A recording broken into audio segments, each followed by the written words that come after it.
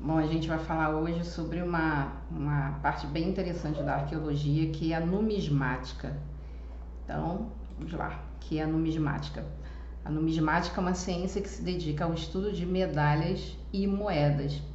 Então, coloquei algumas moedas aí, né, do tempo bem antigo, da época antes de Jesus, da época depois de Jesus. E tem um significado aqui do lado que existe do grego clássico, nomisma, tem a palavra grega ali, através do latim numisma, moeda, é o estudo sob o ponto de vista histórico, artístico e econômico das cédulas, moedas e medalhas.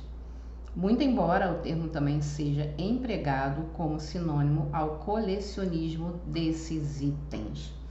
Então, existe sim uma pessoa que é especialista na ciência da numismática, que trabalha estudando as moedas antigas, né? As inscrições nas moedas. E uma coisa bem interessante que a gente pode falar é que a cada troca de imperador trocava-se as moedas também. Se você pode ver aí na nossa imagem, a gente tem a face, né, de alguns imperadores, né? Aí de baixa de ouro ali está escrito Augustus, né? Então ela é do imperador Augusto, Nero, né, que está escrito aí também, César, né, Nero César, e a cada troca de imperador trocava-se a moeda, né? Então a gente tem alguns exemplos aqui que eu quero passar para vocês, são bem interessantes. Então, primeiro exemplo aí, a gente tem uma moeda encontrada nas escavações arqueológicas da antiga estrada de peregrinação na cidade de Davi, dentro de Jerusalém. A cidade de Davi fica em Jerusalém. Ela foi descoberta há pouquíssimo tempo atrás, né? E se especulava que a cidade de Davi ficava muito próximo ao templo, né? Ao templo onde foi construído o templo do Senhor, o templo de Salomão, onde foi erguido o templo, que hoje se encontra ali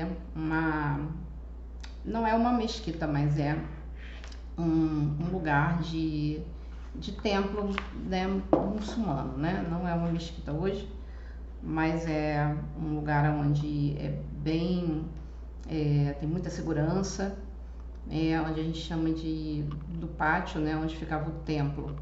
Então, fora da cidade de Davi, fora das muralhas, havia ali as ruínas da cidade de Davi, ok?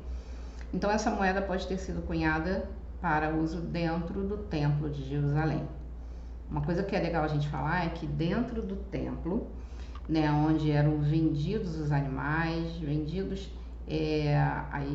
os animais para sacrifício, havia uma moeda específica para se utilizar no templo para o comércio desses animais. Então, o que a gente lê aqui? Algumas moedas do Império Romano, moedas mais comuns. Até meados do século III depois de Cristo, as peças que circulavam no Império eram praticamente as mesmas moedas da República Romana. As peças mais comuns eram o denário, que era prata, o sestércio, bronze, o dupão de bronze e o asse, cobre. Através de sucessivas reformas, outras moedas são inseridas até a queda do Império, como o antoniano, o argento e o soldo. O soldo se lembra muito aí de soldado, né?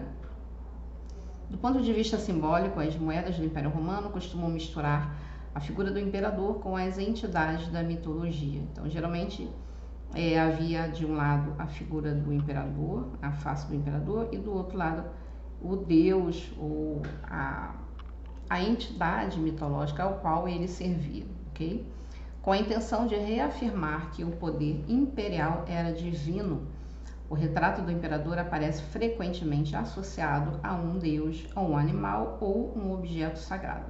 Aí a gente tem uma moeda da época de Jesus, onde a inscrição está escrito César Augusto. Outras moedas do Império Romano, existe aí o denário no ano de 32 a 31 a.C., onde existe ali a época de Marco Antônio, né, do Império Romano. Tem a outra também, denário 32 a 31, que também é do Marco Antônio, mas elas são diferentes, né? Ali tá, a primeira é a legião, 20ª legião, e a outra é a 14ª legião, ok? Outras moedas do Império Romano, a dracma grega, né? Então eu coloquei aí 2 versículos que falam sobre isso. E deram para o serviço da casa de Deus 5.000 talentos de ouro e 10.000 dracmas e 10.000 talentos de prata e 18.000 talentos de cobre e 100.000 talentos de ferro. 1 Crônicas 29, 7. Embaixo, Esdras 8, 27, e 20 bacias de ouro de 1.000 dracmas e 2 vasos de bom metal lustroso, tão precioso como ouro. Então, outro tipo de moeda utilizada aí no Império Romano. Outra moeda também do Império Romano tem a Darquemon, que era uma moeda de ouro dárico, usada na Pérsia. E aí tem também um outro versículo, Esdras 2,69. Conforme as suas posses, deram para o tesouro da obra em ouro 61.000 dracmas e em prata 5.000 libras e 100 vestes sacerdotais. Então a gente tem aí uma moeda cunhada a ouro. Outro versículo também, Neemias 7, 70 a 72. E alguns mais dos chefes dos pais contribuíram para o tesouro da obra em ouro 20.000 dracmas, em prata 2.200 libras. E o que deu o restante do povo foi em ouro 20.000 dracmas e em prata 2.000 libras, 67 vestes sacerdotais. E habitaram os sacerdotes, os levitas, os porteiros, os cantores, alguns do povo, os servidores do templo e todo Israel nas suas cidades. Então esta aí é mais um exemplo da moeda de ouro dárico, ok? Existem umas moedinhas também que são menores, né, de tamanho. São as moedas dos tempos bíblicos na época de Jesus, né? Uma moedinha de bronze, esta era a menor moeda romana em uso. Então, essa moeda a gente chama de quadrante. 64 delas somavam um denário. Um quadrante equivalia a 2 pequenas moedas. Então, olha só, 64 delas somavam um denário. A gente viu aqui nos slides anteriores, né? O denário lá da época de Marco Antônio. Você imagina, 64 dessas pequenas se formavam um denário. Então era mais fácil, né, carregar um denário porque as moedas eram pesadas, né? Tinha um peso, não é como hoje, né? As moedas são tem menos peso, né? São mais leves. Mas naquela época não, o ouro era muito pesado, o bronze, a prata, né? Eram moedas muito pesadas. Tem um versículo aí que eu coloquei, Marcos 12, 42, vindo porém uma pobre viúva, deitou 2 pequenas moedas que valiam meio centavo. Então, quadrante, né, a 4ª parte da moeda de um denário. Moedinhas nos tempos bíblicos, a outra aí é ceitil ou centavo. Lucas 12, 59, digo-te que não sairás dali enquanto não pagares o derradeiro ceitil. Outro texto, Mateus 10, 29, não se vendem 2 passarinhos por um ceitil e nenhum deles cairá em terra sem a vontade de vosso Pai. Uma outra moeda, aí tem um denário novamente. Denário é a tradução de 14 das 16 ocorrências da palavra grega denarion. Essa moeda de prata equivalia ao salário de um dia de trabalho de uma pessoa. Então, Mateus 22, diz assim, tendo ajustado com os trabalhadores a um denário por dia, mandou-os para a vinha. Marcos 6, 37, porém ele lhes respondeu, dai-lhes vós mesmos de comer. Disseram-lhe, iremos comprar 200 denários de pão para lhes dar de comer. Então, essa daí é uma moeda de prata que equivalia a um salário de um dia de trabalho, ok? Uma outra é a de dracma ou a stater, Mateus 17, 27, mas para que os não escandalizemos, vai ao mar, lança o anzol, tira o primeiro peixe que subir e abrindo-lhe a boca encontrarás um stater. Toma-o e dá-o por mim e por ti. O que está significando aí? Tratava-se de um dinheiro de tributo, o imposto do templo. Em Mateus 17, 24 é referido como dracma, a tradução da palavra de dracmon, a moeda de dracma dupla, ok? E chegando-se eles a Cafarnaum, aproximaram-se de Pedro os que cobravam as dracmas e disseram: o vosso mestre não paga as dracmas? Então era um dinheiro que era usado como pagamento de tributo, de imposto, ok? Do templo. E uma coisa bem interessante da gente falar sobre as moedas, quando as moedas são encontradas nas escavações, né, de algum terreno, quando se encontra aquela moeda, vocês lembram aí da estratigrafia, né, que a gente vai tendo camadas após camadas de construções.